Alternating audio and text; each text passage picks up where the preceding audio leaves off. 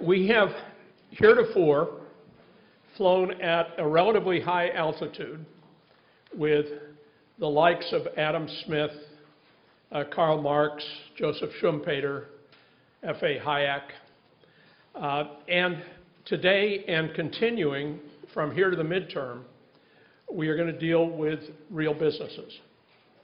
And it is our considerable privilege to have with us Sharon Oster, who is a Harvard PhD in economics, is widely thought to be the wisest owl on the management of nonprofit organizations anywhere in the world, and is the Frederick Wolf Professor of Entrepreneurship at the School of Management, and is, in addition to that, Dean of that school. So please help me welcome Sharon Oster.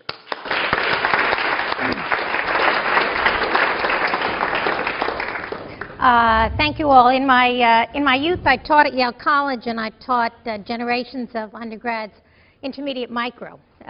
So it's nice to be back amongst you teaching something a little bit about economics.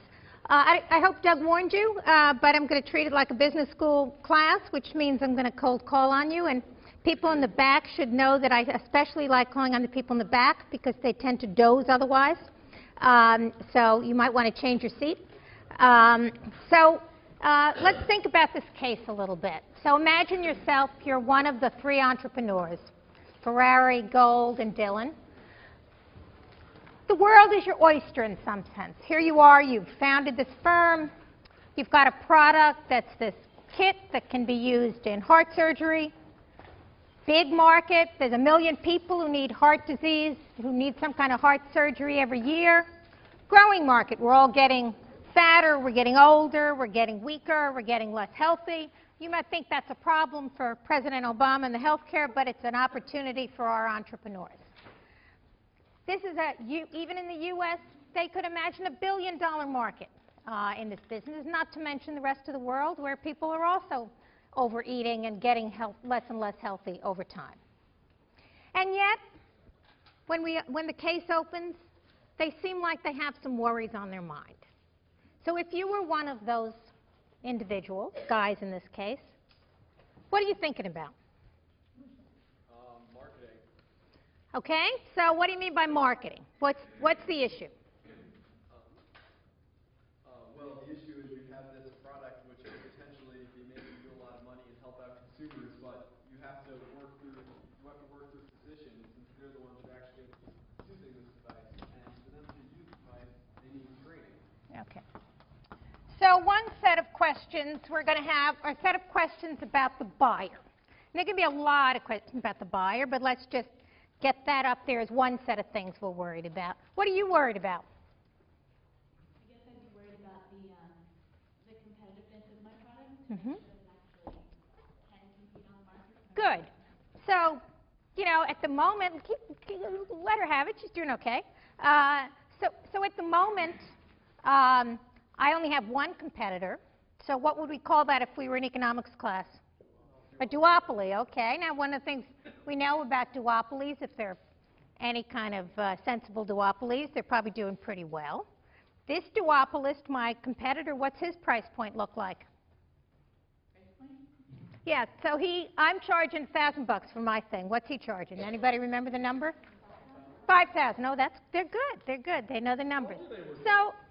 So, you know, I'm thinking to myself, you're worried about the competition, but I got one competitor and he's charging 5 times my price. That makes me look like I'm pretty good. Is there something else you're worried about? Well, it's not just that one competitor, but other techniques also. Good. Okay. So one thing I'm worried about right now is my existing competitor. But Schumpeter doesn't tell me that I should only worry about a static competition, does he? What is Schumpeter's model about what's happening with competition? Creative destruction. Mm-hmm. The other firms that went to the market and less successful firms will be forced out of the market. Okay. So a thing I better worry about is not just the extant competitor's hard part, but I better think a little bit about who else is coming. So I'm going to be thinking a little bit about what Michael Porter, who you also looked at, I guess, is new entry, and how do I understand new entry. And then if I think about the flip side of Schumpeter, not only am I worried about some new guys coming in and destroying me, but as I come in, I'm, of course, competing against some existing players. So I need to think a little bit about existing players and the way in which they are attacking this market. And one of the things you're going to observe about almost every new product as it enters the market, even if it thinks of itself as a new product, it has existing competitors. So many of you may have Kindles. If you look at Kindles, the Kindle is obviously also worried about what's happening with the Sony Reader and all the new things that look like a Kindle. But really, from the point of Kindles, from Kindle's point of view, its real job at the moment is converting all those people who are buying hard-covered books. Okay? So it is thinking a little bit about conversion of consumers from the way in which they are currently used to solving a problem to your new way of solving a problem. So we're going to have to think here in competition not only about the guys that are doing it our way, but the existing players. And we're going to have to think about these things in the context of a set of issues involving the customers, how I connect to the customers, how I deliver to whoever these customers are, and we'll have to think about that, a set of different products for the needs of our people. I'm going to stay with those two things for a while, and then Doug will help me pull down the slides to get to some other questions in the end, but this is going to take care of us for a little while. So let's stick with the competition part of it first. So before I came along, kind of how is it that people got their heart problems solved? Guy in the back with the pink shirt in the last row. Either bypass surgery or the balloon procedure. Good. And do you have a vague idea about, of these 1 million patients, about how they divide up? I don't know. Anybody else remember about the numbers? So they're not perfect. So the cabbage is about 350,000, and the angioplasty. Oh, if it's a number like that, you can just yell. You don't even have to raise your hand. We're a much more casual group than that in business school. So I've got two different ways of doing it. Let's stick with you. You got the mic handy? Good. So tell me a little bit about my organization, Cardiothoracics, competing against competitors in each of those two markets. So in the first model of cardiothoracic systems, it only allowed doctors to do surgery on one or two blood vessels. Good. Which would replace, I believe, the market for balloon procedure angioplasty. Good. Whereas for the bypass surgery, it was usually, in that case, because they were like creating more trauma, they would usually try to address as many vessels as possible. Okay, so one of the things about this particular product is in its infancy it could only do 1 or 2 vessels at a time. And that limited it really pretty much to this side of the picture. Because most of what we were doing, this side of the picture involved, as you indicated, a little more drastic cutting and typically then more treatment of multiple vessels. So generation 1 sort of focused on this part of the market. Now, as you indicated, the technological trajectory was to more and more vessels. So we're going to spend a little bit of money if we're this firm, and we're going to move to not only solving those problems, but solving those problems. Does that change come without a cost? As I move from generation 1 to generation 2 to generation 3, I get more and more vessels. Do I lose anything? I mean, you have to pay for, you have to invest in the product, you have to train and retrain doctors, you have to market it over and over again. Okay, so one set of questions is, as I'm doing anything technological, I'm going to have to invest real cash in this. I'm going to have to think a little bit about that. But is there anything else I lose as I move from one generation to another? Yeah? Well, it's harder because the whole point is to have a beating heart, so it takes longer to keep the heart beating for longer. Okay, well that's true. It's harder to do more vessels because I've got more things I'm trying to do as it's beating, but there's something else I'm doing as I move from generation 1 onward. Yeah? Great. So if you think about this product in the beginning, it had two kind of technological features. One was it dealt with the beating heart, not bleeding heart. And the second one, it had a smaller cut. Okay, so you didn't want to cut all the way through people. You actually wanted to have a little bitty hole, so small incision. And it turned out the beating heart eliminated some of the neurological problems, and the small incision made people recover a little bit faster. So they were different elements of the product that we liked. And when we moved from the kind of only a couple vessels to many vessels, we're giving up on some of the functionality associated with the product by cutting up patients a little bit more. And that's another feature that Schumpeter and others have talked about, including Clay Christensen, who talks about disruptive innovation, that when you make a product change, it is often the case that you don't just improve. You give up things. There are trade-offs that you're making. And the trade-offs are not just it costs you more money and you get more functionality, but sometimes you actually push along one dimension and you're drawing back actually in the qualities of another dimension. In this situation, why put the money in and give up the small incision piece just to enable yourself to move into this piece of the market? After all, the 1 or 2 vessels market is the biggest chunk of the market, and it's pretty darn big. I'm just a little guy. Why don't I, manage as I am, focusing on that part of the market? Why is it I have to go? Why is it I decide to transform myself? Here in the back, the woman in the corner.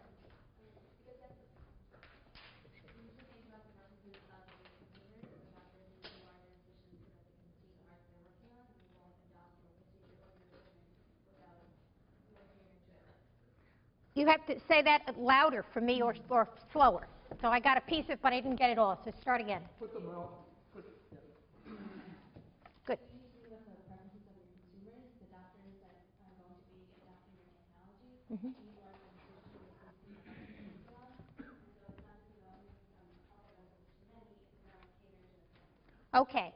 So one of the things I'm going to be thinking about here as I'm thinking about technologically what to do to my product is that when I change what I can do technologically, I am picking a different set of markets that I'm trying to compete against.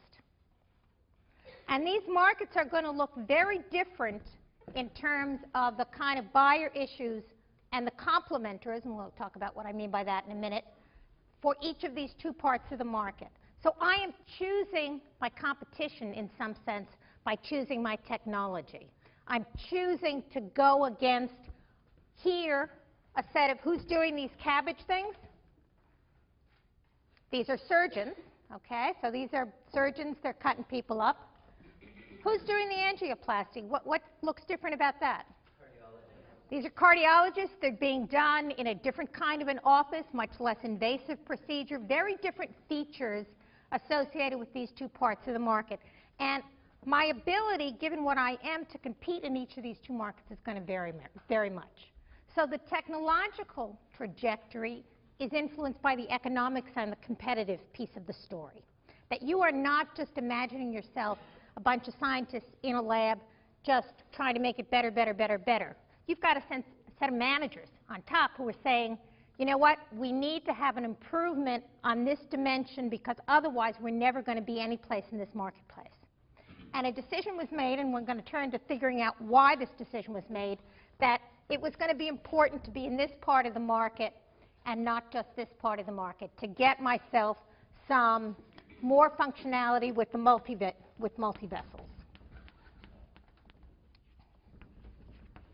Okay. So to think about why I needed to go that way, I want to switch over a little bit to this piece. We're going to come back to this part in a minute as well. And I want to think a little bit about the buyer issues. So the woman in the back said, if I want to do something about knowing my technology, I've got to figure out what does the consumer want. Is that the relevant decision maker in this case? So I'll put that here. I got a patient. I'll call that patient the consumer. So when people go and they are trying to have some heart procedure, do they just, there's something the matter with your heart? They just come up to you and say, gee, how do you want me to do that? Well, what procedure do you think I should use? So who else is a decision maker in this situation? Yeah. The doctor is one of the major decision makers in this process because we're talking about the whole positive impact. The doctor needs to be trained in using their material. And in fact, there are actually 3 different doctors you might think play a role in this situation. The one you mentioned is a surgeon. There's also the referring doctors. Good. So there's your basic GP or whatever it is you have. Some guy you said, I got a pain in my chest. He says you better do something about that. And then there is a interventional cardiologist who does this piece of the business. Okay? So some doctor says, go see somebody. And typically he actually says, go see this guy. And this guy figures out, can he help you or can she help you? And if not, they send you to a surgeon. So you've got interveners or decision makers all along the doctor element. Is there anybody else you think that if I'm the inventors of this little kit, is there anyone else I need to talk to? Need to think about? Yeah. Okay, insurance companies. So it turns out one of the curiosities about healthcare, and it's the one that's bedeviling the Obama team now in terms of figuring things out, is we have this breakage of the link between people who make decisions about things and the people who pay for it. So in this situation, the patients have some stake in the procedure, the doctors have a lot to say, but the poor insurance companies and or the government are actually doing a lot of the paying for it. And needless to say, in that kind of arrangement, eventually the insurance company starts having an opinion too and making its opinion felt. And if you are in the business of medical devices or pharma in any way at all, you're going to be thinking a little bit about how is the insurance company going to reimburse for this kind of a thing. Is there anybody else that has an opinion about this? Yeah. Hospitals. Why do the hospitals care?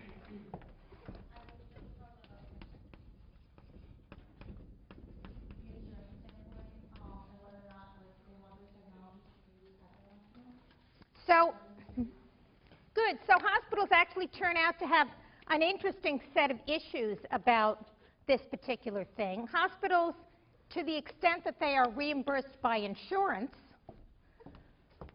and that's going to be true for most of the patients in this environment, are reimbursed on what's known as a capitated basis, which means an insurance company says to you, if you're treating somebody who has a particular heart problem, I'm going to give you a fixed amount for it.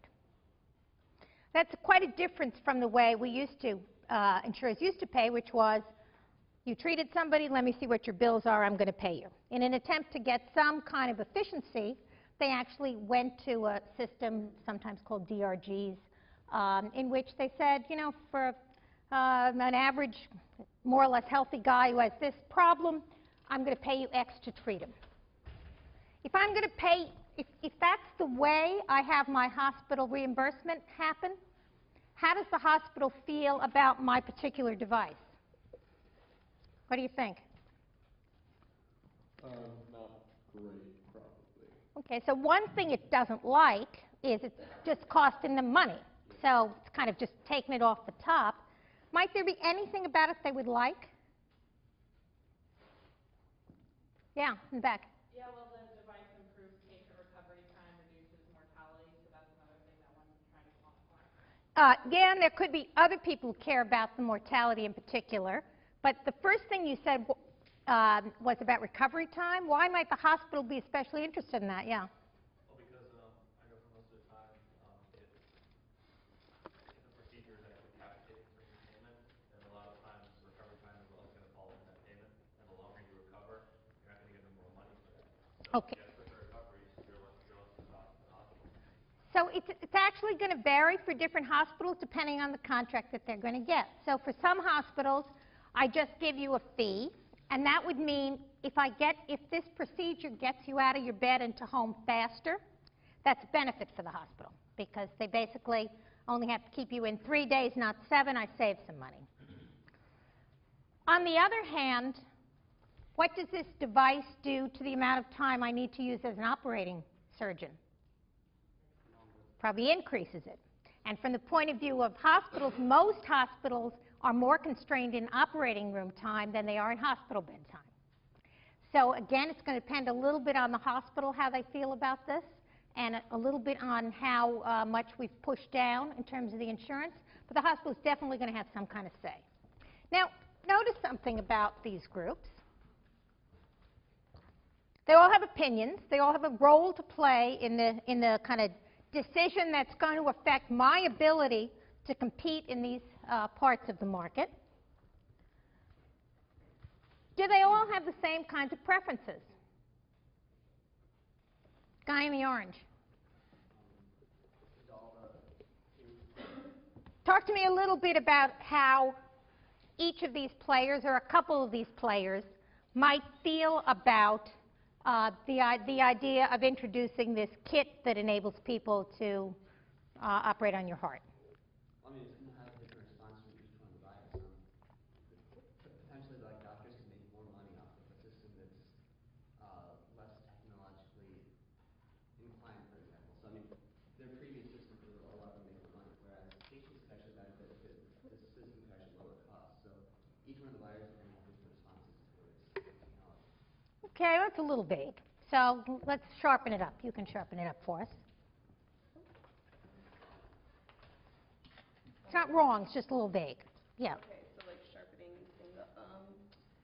in terms of the patient and consumer, I think what he was trying to say was that with these new technologies, it'll require greater training that the doctor may or may not be able to afford or go through. Okay, but good. It might benefit the patient because the technology will be less invasive or something like that.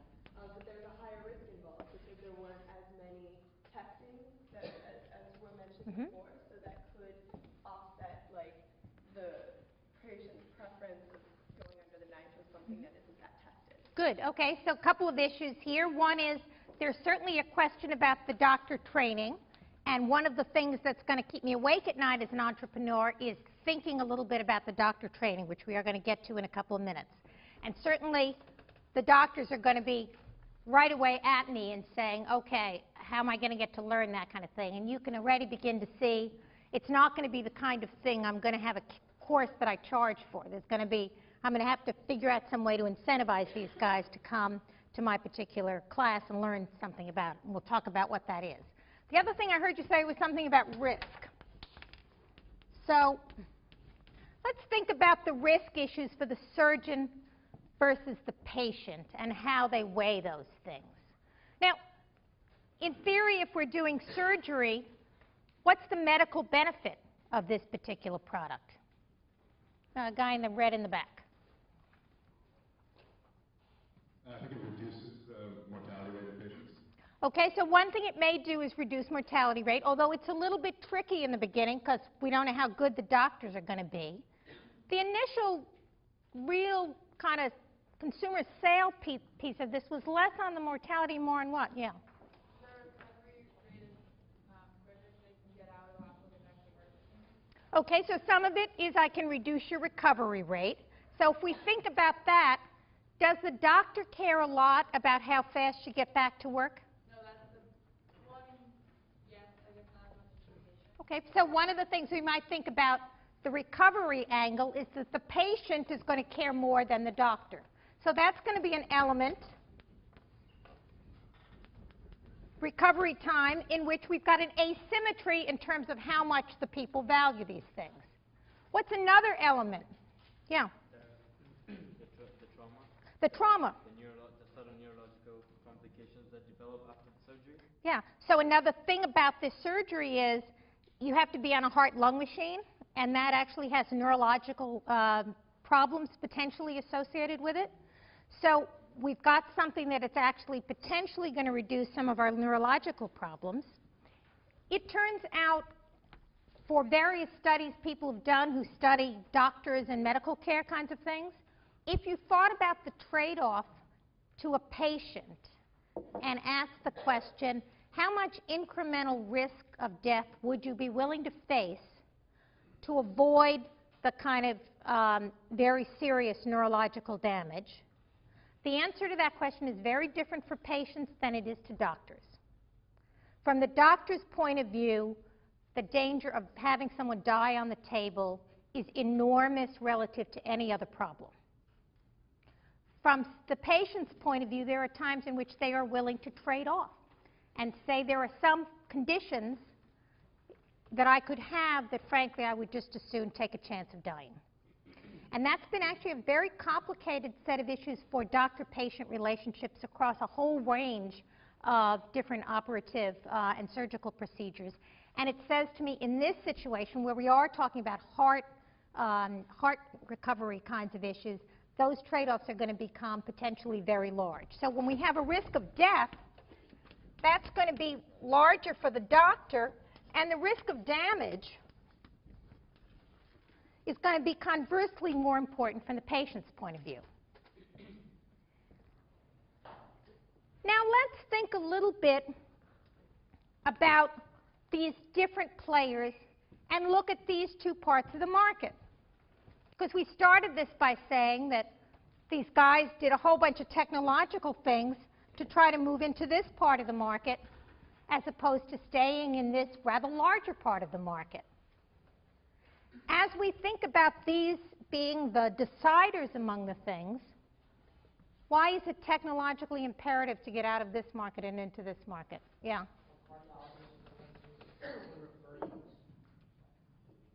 Cardiologists will be the ones who refer you to surgery, and if they are the ones who perform the procedure, they then benefit from being able to perform the procedure themselves. So they have a quasi-monopoly within the market. Good. So some people call about this the gatekeeper problem. So it turns out in this particular market, I've got a gatekeeper problem, which is my big competition are the ones that are going to basically handle this themselves, and their tendency to then say, you know, you've got two vessels, I could deal with it, but I think you'd be better off going here now that we have a kit, is going to be much reduced. So I've got a problem that my competitor is a gatekeeper for me. But there's another problem also in this, attacking this part of the market. Let's think about it from the point of view of the patient. How does the patient who has just one or two vessels damaged feel about these two procedures?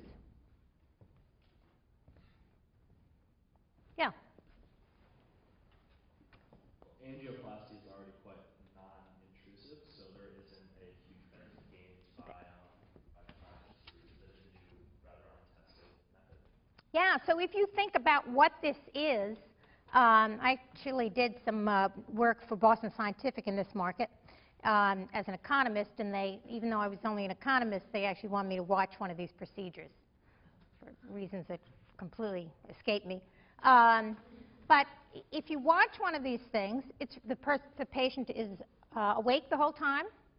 There's basically what they do is there's a little blockage in one of your arteries. They put a thing that looks sort of like this, but a little smaller, up your leg. They weave it up until it gets to the right part in which there's a blockage. They have a balloon at the end of it. They have a little machine that blows up the balloon. The balloon just presses against the wall of the artery. All the junk that was clogging it up goes and kind of floats away. We hope to wherever nirvana is. And then they take it out, and off you go. So it's very non-invasive. That's very appealing to the consumer. I've got a gatekeeper here who's a cardiologist. What would the insurance company rather have me do? Oh, this is way cheaper.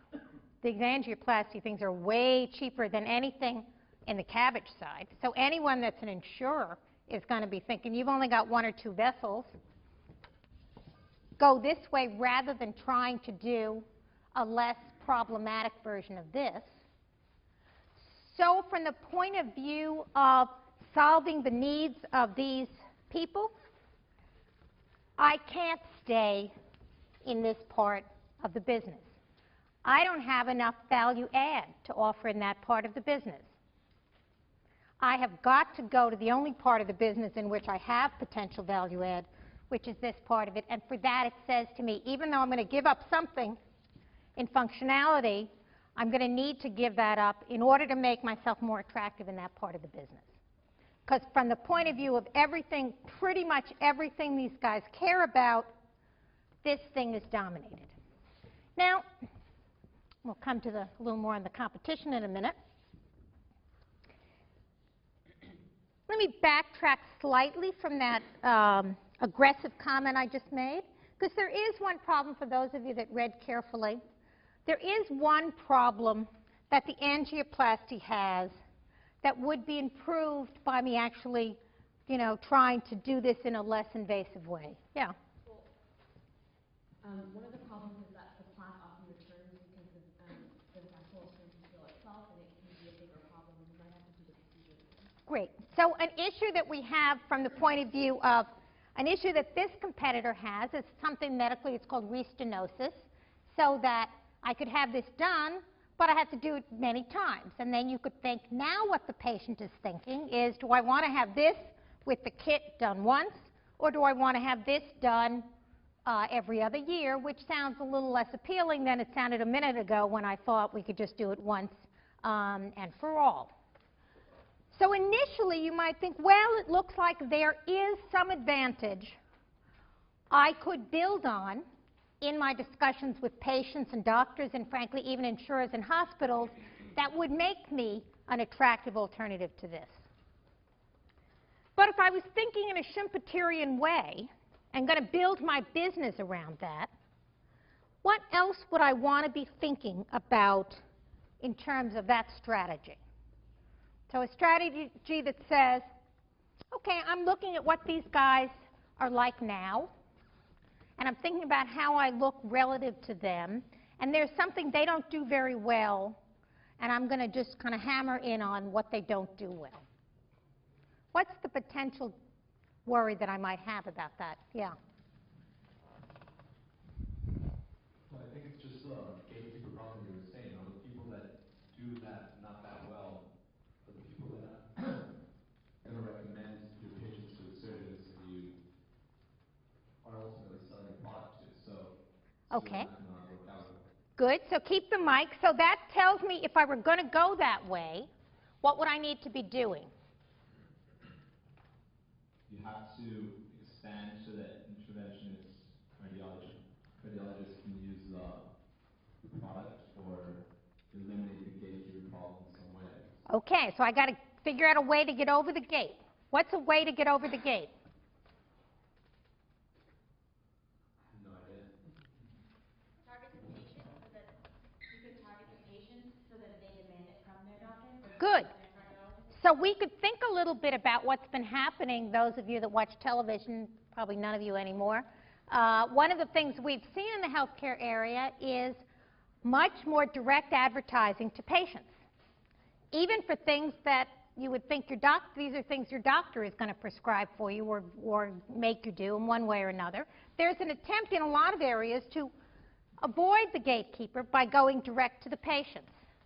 How easy is that to do in this market as opposed to a market like allergy relief? Okay, there are markets now for whatever, Claritin or something, one of these drugs that is prescription, so the only way you can get it is go to your doctor. But the line is go to your doctor and ask him to prescribe this drug for you. Is it going to be easy for me to have on television something that says go to your doctor and tell him you don't want an angioplasty, you want your cabbage done with the beating heart kit? So why are you all laughing? What's ridiculous about this? Okay, so A, it's complicated. Information asymmetry is exactly right. You could think, okay, I could go to my doctor with that, but what the hell do I know, right? I mean, really, I'm not going to trust my own view of this, even if the television told me so. But there's actually another just sort of business issue, which is there, in some sense, aren't enough people watching TV for whom that message is relevant. Even if I could really focus in on TV and do it, it's going to be a problem. But there are some possibilities maybe on the web. So you could imagine a set of web advertisements that when you're clicking on something that says, what do I do about a heart problem, it clicks up to me, talk to your doctor about the beating heart port kit. So there are some technological things, directed marketing, that actually allow us in various markets to get away from gatekeepers and go direct. But there's actually another problem with building a lot on this strategy. As I think about building a strategy to attack an existing player, any of you have game theory? Any of you ever take game theory? Did any of you economics majors? Okay, good, I'm picking on you, because you should know this as an econ major. If you're thinking about positioning yourself against an existing competitor, I'm looking at what this guy's doing now. What else should I be looking at? How does it react to my reaction? Exactly. So I need to be thinking, this guy's, what is he going to be just sitting around kind of, reaping in the profits? He's going to be thinking about, here you came with this new business, and you're attacking me by virtue of my restenosis, what am I going to do? Now I want to think a little bit about, if I'm the designer of this thing, is who are these players? Anyone have any sense of who the guys are doing the angioplasty business, producing these balloon catheters and so on? Well, they're big companies. Companies like some of you may want to go work for someday, Boston Scientific, Medtronic, Johnson & Johnson. What's true about these big companies? They spend a lot of money on R&D, okay, because they make a lot of money. They have broad product lines. They have big cash flows. They spend a lot on R&D. You, some little pipsqueak making Heartport, are going to rack your whole business on the idea that you can attack these guys by saying they're going to have you going back to the hospital a lot. You can be sure they know that's an issue for their company, and they're throwing a lot of money at it.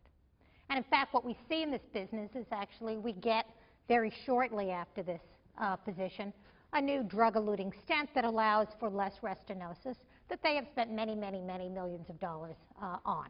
So I think it is very dangerous to stick with the two-vessel thing because you know these guys, A, in the first place, you don't have a value proposition for consumers, and B, you've got very strong competitors who have a lot of money to throw at the particular problem that they have. So just a couple more things we want to think about. The training issues. If I'm actually going to make this work in this business, I have got what economists would call a complement with an E, not an I.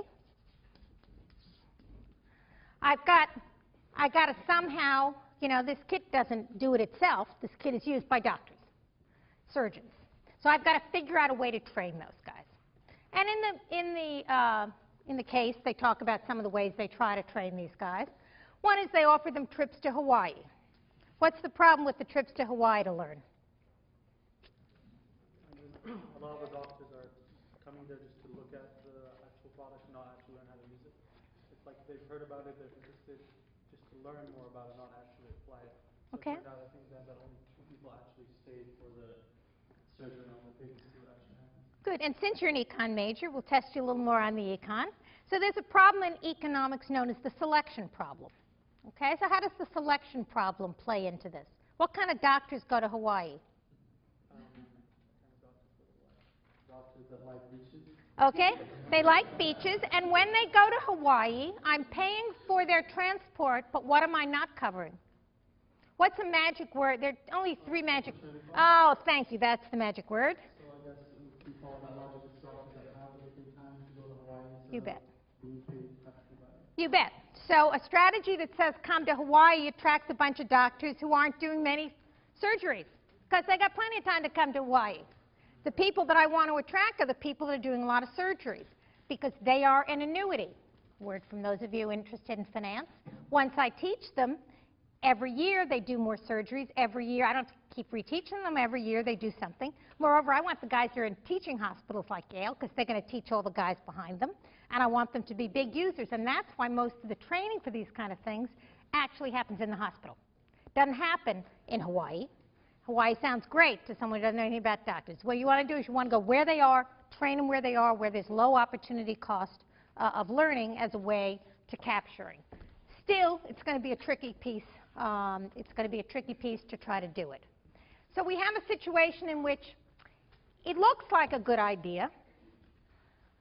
We've got big hurdles to go over in terms of actually having a value add that's meaningful. Suppose I could. Suppose I did have something that I convinced, I got enough doctors to know how to do it. I got enough stories to consumers and others that I got around the intervention cardiologist. There's a lot of ifs about this. And I'm getting some penetration of this thing. Now what am I worried about? Yeah? Is insurance going to cover it? Okay, I could worry about is insurance going to cover it, but suppose I got that. I've managed to convince those insurance companies that, you know, this is going to get people out of the hospital faster, this is going to be a good deal. Here I am, I'm just starting to make money. What do we know when you're just starting to make money? What happens to you? What kind of a science is economics? The dismal science. Why is it the dismal science? Because the minute you start making money, what happens? People enter the market. That's the glory of why prices come down. In this situation, what kind of a product do we have? We have a little platform for a beating heart. When we convinced the doctors to adapt it, we wanted to have something that was going to look pretty generic.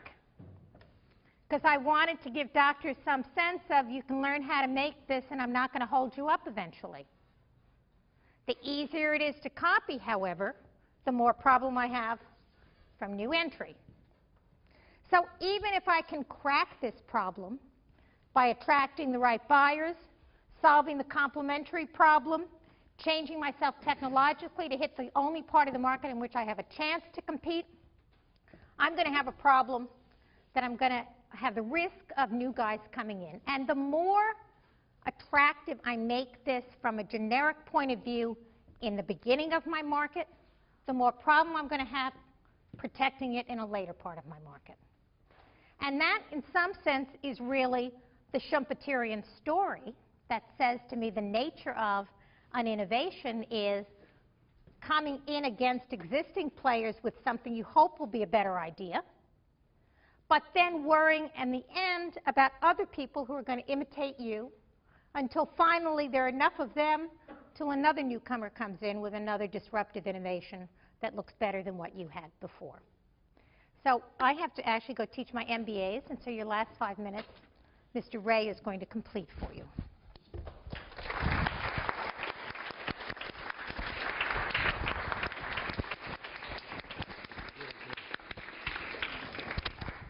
As you can see, she's done that before. Oh, got it.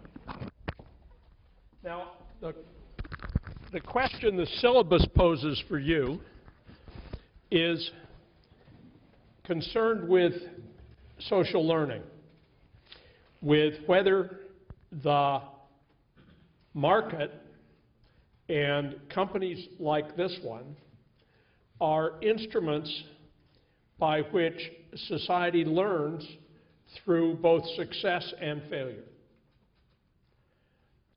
Does anybody see a learning component to this? Let's get a mic for somebody. Let's go to purple shirt right here. What's the learning process here?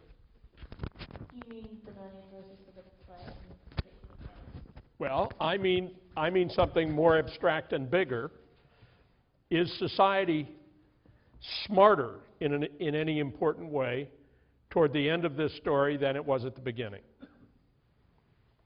I suppose it depends on whether the new product ends up being adapted, because if it ends up being sort of accepted, because then in which case we've had a technological innovation that will maybe save some lives, reduce some recovery time, but if the product never enters the market, I mean, I guess if there is this pressure to innovate, even if it doesn't enter the market, maybe, you know, the angioplasty guys will be out there trying to compete with it, even though it's not really a major competitor. Okay, so in actual fact, there's a learning story with a yes answer and a learning story with a no answer. And the learning story with the yes answer is very obvious. The learning answer with the failure story is partly that we know one bad idea so we don't have to repeat it.